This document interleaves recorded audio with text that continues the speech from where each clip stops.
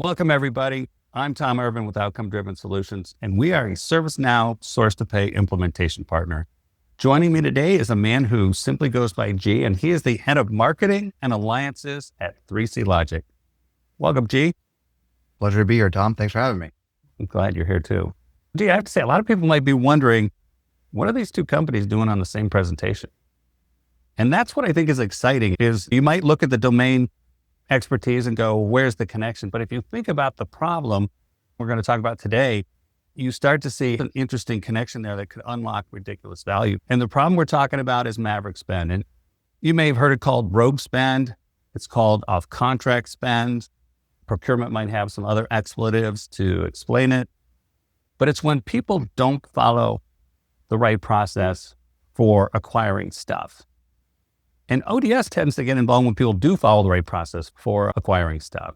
That's where this combination of ODS and 3CLogic come together to solve this issue. Now we hear people say, Maverick Spend, is it a big deal? So what? I bought something off contract. It actually starts to add up for companies. So I ran a few numbers here. And for a retail organization with 350 stores, the gross savings left on the table when you do Maverick Spend is about $25 million. So for those finance types, that's your EBITDA, right? That's the amount of money you're losing. That's not the amount of money you spent. That's the amount of money you walked away from that could go to profits. For a hospital, 4,000 beds, it's $12 billion. For a manufacturer with 4,000 employees, it's $20 million. A utility company with $2.6 million or 2.6 million customers, it's $15 million. So it's not pennies and nickels. These costs start to add up. We're looking at 8 figures annually that you're leaving on the table with Maverick Spend. So why hasn't it been solved? Well, there wasn't a really great way to do it before 3CLogic came along with ServiceNow Source to Pay. And it's not just how much did I leave on the table or how much did I walk away from. Think about the downstream effects of that. So I go buy a piece of technology that IT's never seen before. They're still expected to support it, right? You've never seen this before. It's broken, fix it. You buy a piece of equipment that facilities has never seen before. They're still expected to maintain it. And so you create all this downstream headache that somebody else has to deal with because you were just too busy to click a few buttons. So why does that happen? Well, it happens because the wrong way is easier than the right way. I have to go log in. I have to click all these buttons. I have to have all this information. It's a pain in the butt. So that's what's exciting about having 3CLogic here today, is because they make the easy way the right way, or make the right way the easy way, depending on how you're looking at it. Gee, I'm sorry about the long introduction, but I really thought it was important for people to understand the magnitude of the problem and how awesome 3CLogic is to come along and help them address it. So I will hand the mic to you. I appreciate the tee up, Tom. And again, to our audience for taking the time to listen to today's session. Look, I'll be honest, I am unfortunately probably someone that has caused Maverick Spend. So I apologize to the people out there that may have caused some headaches. Echo what you said, right? Which is ultimately people will always choose the path of least resistance to get whatever it is that they want done, whatever that request might be. And in the case of Maverick Spend, if I'm under an urgent situation where I need to order a laptop, I could go through the process, or I could call Bob because I know Bob and get him to circumvent the process, which is, I think, what you're alluding to as an example. And you're not wrong. Process exists ideally to help streamline things, but unfortunately it can also, to some, come across as a hindrance. So if I have to go to a portal and select my options and so on and so forth, and maybe I don't fully understand what I'm entitled to order, what's available, at some point people grow impatient. So what does 3CLogic do? What is it that brings 3CLogic and Outcome Driven together in today's session? We at 3CLogic, we are a voice AI and contact center platform, first and foremost. And we've actually really catered and purpose built our offering to be an extension of the ServiceNow platform. Now, ServiceNow is, among other things, best known for making the world of work, right? They optimize workflow. They optimize the intake of requests and the processing of those requests and that back into the office. But that assumes, of course, that there is an intake layer, an engagement layer. That intake has to occur someplace. And historically, if you look at how people choose to engage, we are conversational beings first and foremost. We would prefer to engage with individuals, submit a request verbally, because that is the most effective form of communication. But we are in this digital age where everything now has been digitized. It's chatbots, portals, and they all have their place. I'm not saying that they don't. And part of the reason that digital transformation has gained such popularity and proliferation is because traditionally when you call, it's a terrible experience. It's an antiquated experience. It's one that actually causes more frustration, doesn't alleviate it. And that has a lot to do with the fact that your traditional IVR contact center technologies of the past were limited in their ability to create those conversational experiences that digital transformation made available first. So things have changed. AI has foundationally changed how voice can now be applied and live up to its potential as that interface to the requests and the platforms through which you make those requests. So instead of, to your point, if I don't have the time or I'm too impatient to put in, to click through a portal or not, I can call.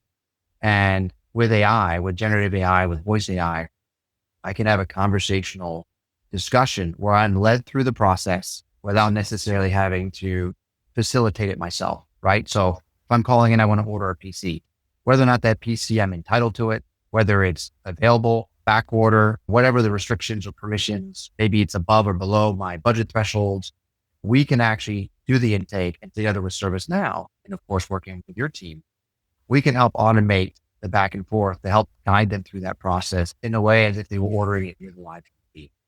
I like 3CLogic because it's a very natural experience. It's not like I'm talking to a robot. It's comfortable talking to your agents. That's the goal, right? Again, AI now makes it possible for you to have natural sounding discussions, right? You can provide multi-tiered answers in no particular order, and it has the ability to understand the process, to organize those responses.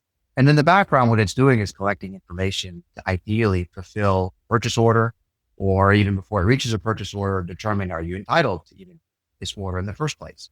And that could be based on information in the catalog that again would be hosted and stored in ServiceNow. So again, ServiceNow acts as that system of action, that system of record when it comes to data. And we are treating or basically extending out that engagement layer. And you look, interestingly, you look at voice, we talk to our cars, we talk to our phones, right? We just talk all the time. So voice is quickly becoming that primary user interface. In fact, there's early reports from the likes of Gartner that are saying that we are going to move away from a multi-channel form of engagement where I'm going to offer you every channel under the sun, but none of them are interconnected, right? So very disjointed experiences between them, right, to one single channel where voice, had video and text will actually work in a multimodal way, which means synchronously together, but ultimately offer a single channel form of engagement. And voice AI is ushering in this era that provides that conversational layer on top of ServiceNow to facilitate these intakes. Yeah, and that's really cool because it's not just source to pay that you interact with, right? I think most of your customers do service management with 3CLogic, or am I wrong there? The reality is every organization has some team that at some point or another is responsible to take requests, right? Could be your IT services team, could be the procurement group, could be your employee services group for PTO or HR inquiries, or it could be customer facing, right? I put in an order. What's the status? I haven't received it, or it came damaged. I want a refund. And the goal ultimately is one of the biggest hurdles when it comes to these types of exchanges is one, when people call, they don't want to wait. And yet historically, that's what we're used to. You get put into a lobby, you get terrible music, and we've all been subject to it. Oh, Bob, right? I don't want to. That's right. That's why you're like, look, I'm going to skip that process. I'm going to call my contact who's going to do me a favor. And that's what all best attention set aside. That's what circumnavigates the process and creates Maverick Spend, rogue spend, right? As you described earlier. Now you're at a position where, with voice AI, for those common, predictable, repeatable requests, I need to order a laptop, or I want to reorder something that I order on a periodic basis, perhaps not on a predicated frequency, but hey, I'm out of paper, whatever. We can automate those processes. You can pretty much predict and walk people through that experience instantly, and it doesn't sleep. So if you have to make that request when that team that you would normally call is offline or outside of business hours, you can still put it through. And you can already get that request to start making its way through the ServiceNow workflow process and the agentic AI capabilities you might have applied as well. So it's efficient all of a sudden. You said something there and you breezed past it, but I think it's important is that you talked about how easy it is to get that order in the system, but then it's the status of the order. Hey, where's my stuff? You could be at your kid's soccer game and just call up and say, when's my stuff showing up? I don't have to get in front of a terminal. And to your point, maybe Bob's offline. Maybe he's at a different soccer game and I can't get a hold of Bob. You're 24/7. Correct. If you want to help with the automated creation of a purchase order, but also the tracking, right? So I want to find out, hey, it was supposed to arrive on Monday. Why hasn't it arrived? So either you provide those automated updates without having to wait for a human being. So that's going to help with staffing. When you consider most service desk centers, procurement being no different, usually they try and limit the headcount, right? Because for each additional person you add, that's a pretty substantial operational increase in headcount and cost, right? But at the same time, you have to be able to scale your operations. And usually things come in spikes and waves. So it's not how do you do well on any given day. It's how do you do on those really bad days. All of a sudden, everyone, whatever the reason might be. And this is one of the opportunities that can help alleviate that pressure. So again, if you could take 20, 30, 40% of your expected call volume and solve it in a way that satisfies the caller and at the same time gives time back to your most valuable resources, now you can actually make them more efficient. You're going to actually win on both sides of the equation. We've had a couple questions come in. So do you mind if I just hit you with them? No, hit me. Can you talk a little bit about the setup for 3CLogic? How complicated is it to get that onto the front end of ServiceNow? At least just stood out. Look, it's a cloud solution. You can deploy it in what's measured in weeks, not years or 6, 7, 9 months. This is not a big legacy on-premise infrastructure. Quite the contrary. It's cloud. It's a software as a service. It gets delivered to you in the form of an update set. The nice thing is ourselves at 3CLogic, as well as with partners like yourselves, we work together with the customer to help with their initial implementation so that we give them a go live ready environment and we use their own environment as their training ground. So we're not just training you in this random plain vanilla sandbox, we're training you in your sandbox and then making sure that you're comfortable driving the car so that you're not dependent on us for perpetual changes. So as you're building additional voice bots or want to change the routing experience for incoming callers or want to change what information we're either pulling or enriching in ServiceNow based on all these different interactions, voice interactions, all that becomes available to our customer base. And then of course, they've got all of the administrative capabilities to build, manage, and review the quality of these engagements, whether it's voice bots or whether it's the conversations that may actually occur with the real Bobs out there. Because we're not here to tell you that everything should be automated and voice AI is going to be the silver bullet. Candidly, for most, I don't think it is. It may very well be one day, but if we're being realistic, look, if you could deflect 20 to 30 or 40%, whatever the number is, and it's going to be different from customers, that's already big value. But for some of our customers, they just want to improve the customer experience. But then can you take care of some of the things that Bob would have to do and automate that for Bob, make his work more efficient, but also still serve the customer? It's going to be a little bit different for every customer depending on what they want to do. But all of the implementations by and large are similar in terms of time and delivery. Yeah. And bad habits are tough to break, right? So it's not going to be this 100% overnight, but even just carving out 25 or 30%, we're talking about 8 figures and you can pull back 25, 30, 40% of 8 figures. That's still a lot of money. 100%. Look, the average, I'll give you a simple statistic. I'm not saying this is specific to source to pay, but on average, between calls, it takes an agent about 6 minutes to wrap up everything between calls, the notes, anything that they have to enter to process the request or move it through, whatever. Now, take 6 minutes, multiply by the number of calls that you get. That's a lot of time. Now, if you can automate that process and say, hey, we'll help you with the call transcription, the automation of your notes, we will pre-populate everything in ServiceNow so that ServiceNow has what it needs to do what it does best, which is obviously process workflow and connect that front office to the back office and then back. That adds up to real dollars, right? And then at the same time, you can start encouraging, really making people happy about every now and then calling in for services because they know that the experience is now going to be on par with what have been historically our expectations, but historically always disappointed until now. Yeah. I think that's cool because you put the notes into ServiceNow, right? We do. So the entire exchange between you and the voice bot, the transaction, that entire transcript gets created as an interaction in ServiceNow and then can be populated with the case or service request within the ServiceNow platform as well. All of that information, because we're putting it into ServiceNow, is available to then power all of ServiceNow's capabilities, AI, and so forth. So for example, Now Assist can summarize the entire conversation that took place within the case and include the call transcript as part of that summary. So now these conversations, they're not in a vacuum outside of the process. They're incorporated within it. And then you've got all the insights, the analytics that can then drive workflow, understanding, intent. Some of it can be used to then go back and train your agents or notify you on what you need to optimize within your voice bots that you may have built as well. So your ability to take all that, have all that information to say, this is who requested it, this was the approval to get it done, and have all those notes all the way through is huge. And doing that on a platform, obviously ServiceNow makes it even better.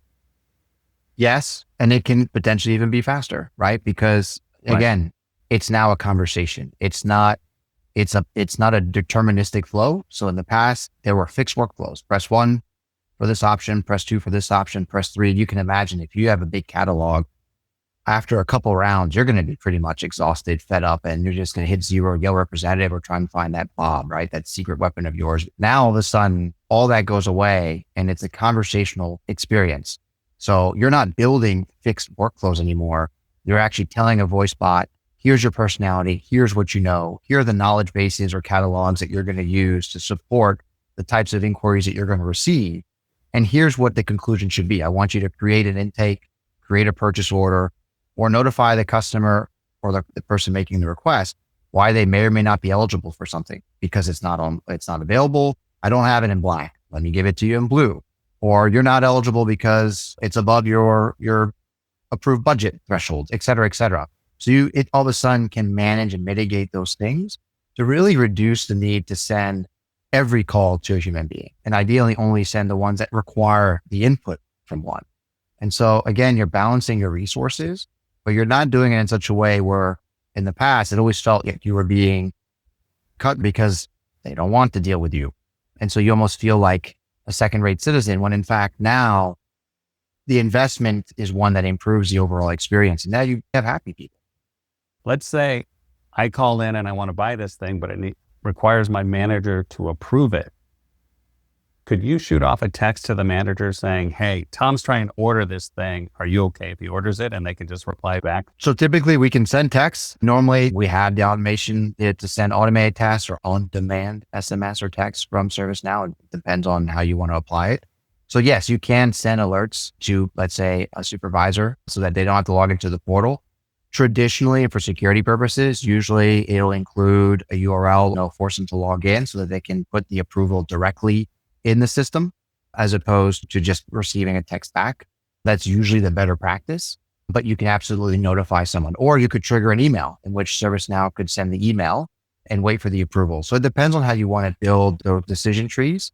And I'm sure some of that would be tied into ServiceNow's AI agent orchestration, where they're making decisions and every now and then have to escalate something for that human oversight. I had another question come in, but I think this one's for me because it said, how do I track savings? And that's the beauty of what we do, is that we really focus on the financials around source to pay. So 3CLogic is going to guide them back to the right path, but we focus on money. This is how much stuff was done outside of the process. This is what it cost us outside of the process. If anybody wants to see that, we can demo that for them to show, as you're going through this, how do you claw back those savings? And those savings, those numbers, that's easily going to pay for anything you could do with 3CLogic. I have another question here for you, G. What if I already have 3CLogic for service management? What would the incremental cost be if I wanted to bring that over to source to pay? So for us, we treat ServiceNow, we look at everything as a module, right? Whether it's ITSM, CSM, source to pay, and so forth. Depending on the ServiceNow module, some have different configurable workspaces, service operation workspaces. So sometimes the agent experience and the tables might be slightly different, but that's about as much difference between them as far as we're concerned. A table for us is a table. We can pull, fetch, and read or enrich any table within ServiceNow and work within any ServiceNow agent workspace or environment. And a lot of the data we push back, whether it's feeding performance analytics or platform analytics, again, we're relatively nimble there as well. So we have a lot of organizations that use us together with ServiceNow across different ServiceNow product sets. For example, they might be using us in their HR team, at the same time using us for customer service management. It is not a big lift and shift to simply add another department that's specialized in source to pay. The benefit though is across all three, even though they might own their own work environment as it pertains to ServiceNow, their data set, as well as 3CLogic, it's still, you're not aggregating a bunch of different solutions that ultimately the IT team now needs to maintain, manage, and control. It's really ultimately everything's being serviced to you through the aggregation of 3CLogic and ServiceNow, and then independently delivered to each of these different departments. And so they still have their independence, their autonomy, but you're not accumulating a bunch of different tech stacks. That's pretty cool. Hey, I really want to thank you for joining me here today. I hope our audience learned a lot. I know that I learned a few more things about 3CLogic that I didn't know before, which was fun for me. Any final thoughts? Oh, look, this is a very interesting time. I know AI is the hot topic. Some still think the jury's out in terms of what it's going to contribute to the equation. I'm of the opinion it's here and it's here to stay. But at the same time, everyone knows that AI is only as good as the platforms on which it's built on and the data on which it relies and the processes that you have in place. And so what I would stress is that voice AI is an extremely appealing tool, and put together or brought together with your foundational contact center requirements, and of course that built on top of ServiceNow, you have a pretty dangerous mix in terms of what you can achieve. So I would encourage anybody that's looking at their procurement processes to not just look at the workflow itself, but also the intake, the engagement, the experience. And you may find that there's a broader conversation to be had that may very well require the capabilities that we can bring to bear. And you may end up having a bigger ROI overall when you look at the bigger picture together with ServiceNow. Yeah. Thanks a lot. Thanks for joining me today. And thanks for everybody for joining this event. And I hope to see you at the next one. Thanks, Tom. Thank you. Have a good day.